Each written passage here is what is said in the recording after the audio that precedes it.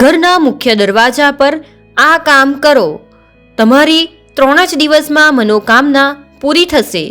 વાસ્તુશાસ્ત્રમાં ઘરની અંદર સકારાત્મક ઉર્જાનો પ્રભાવ વધારવાના હેતુથી ઘણા મહત્વપૂર્ણ ઉપાયો આપવામાં આવ્યા છે. વાસ્તુ અનુસાર ઘરનો દરેક ભાગ સકારાત્મક અને નકારાત્મક ઉર્જાનો સંચાર કરે છે અને જો તેને યોગ્ય જગ્યાએ રાખવામાં ન આવે તો તે ઘરમાં નકારાત્મકતા ફેલાવે છે.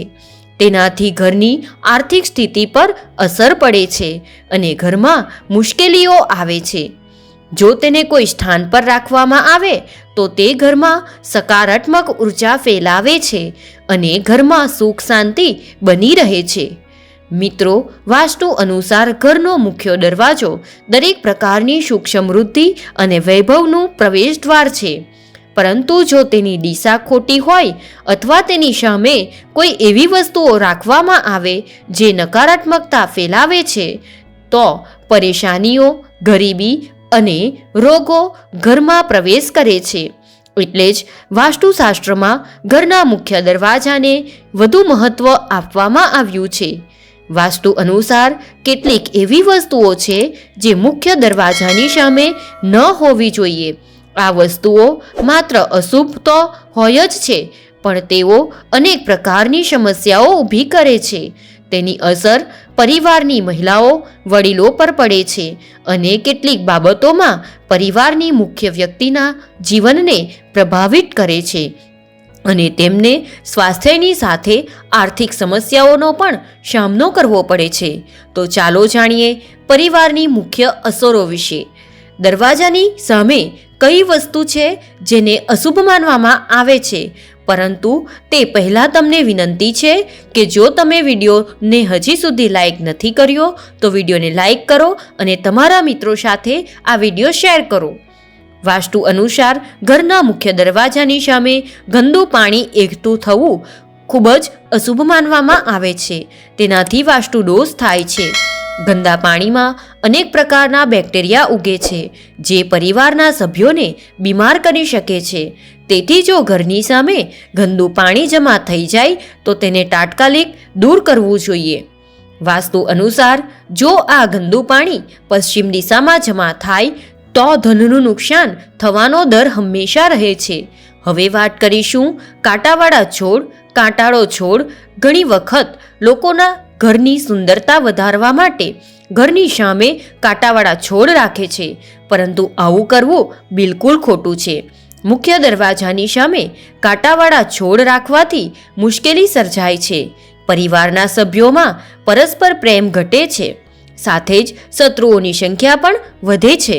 તેથી ઘરની સામે કાંટાવાળો છોડ ન રાખવો જોઈએ. ઘરના મુખ્ય દરવાજાની સામે તુલસીનો છોડ કે સુગંધિત ફૂલ લગાવો. 3. કેટલાક લોકો ઘરના મુખ્ય દરવાજાની સામે ડસ્ટબિન રાખે છે, પરંતુ વાસ્તુ અનુસાર પીડાદાયક છે અને ધનની તે ખોટનું સૂચન માનવામાં આવે છે. તો આવું ન કરો. મિત્રો, ડસ્ટબિન ઉત્તર દિશામાં ન રાખવું જોઈએ. આ દિશા દેવી દુર્ગા માટે શુભ માનવામાં આવે છે. લક્ષ્મીની દિશા માનવામાં આવે છે. જો આપણે નંબર 4ની વાત કરીએ તો ત્યાં ઇલેક્ટ્રિક પોલ છે.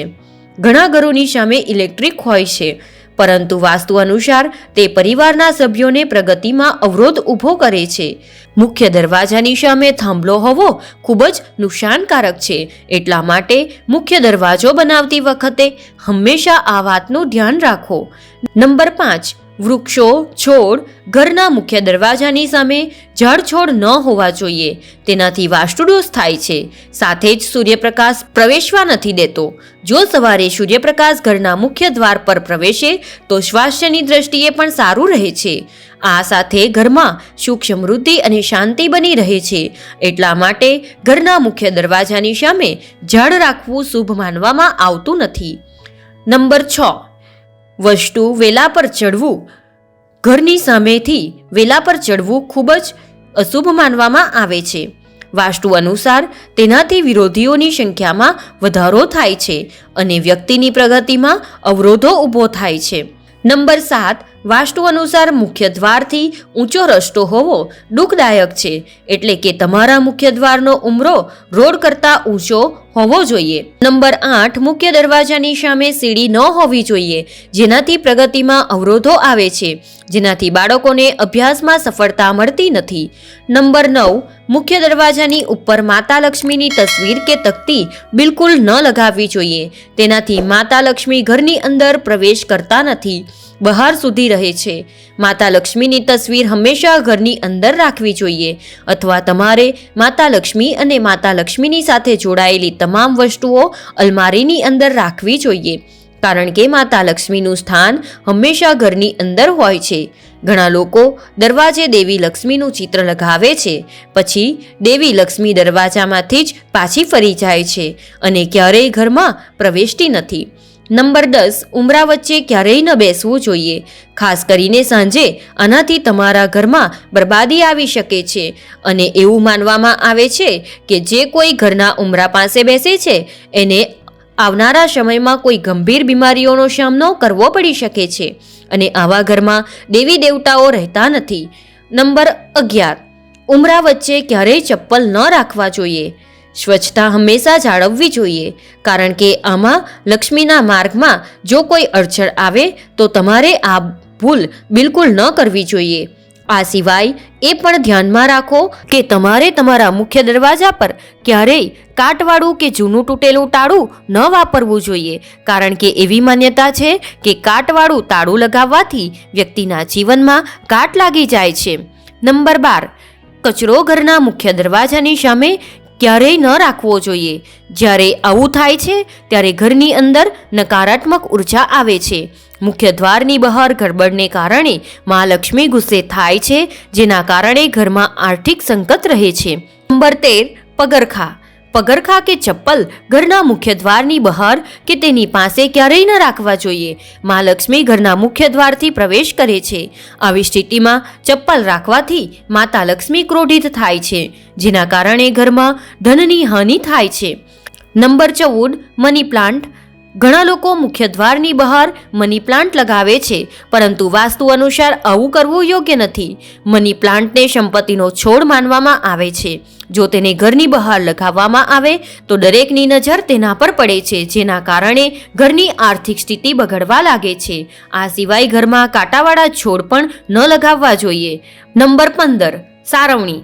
વાસ્તુમાં સારવણીને લક્ષ્મીનું પ્રતીક માનવામાં આવે છે. તેને ક્યારેય દરવાજા પાસે ન રાખવા જોઈએ, કારણ કે આમ કરવાથી તમે આકસ્મિક રીતે સારવણી સાથે અથડાશો.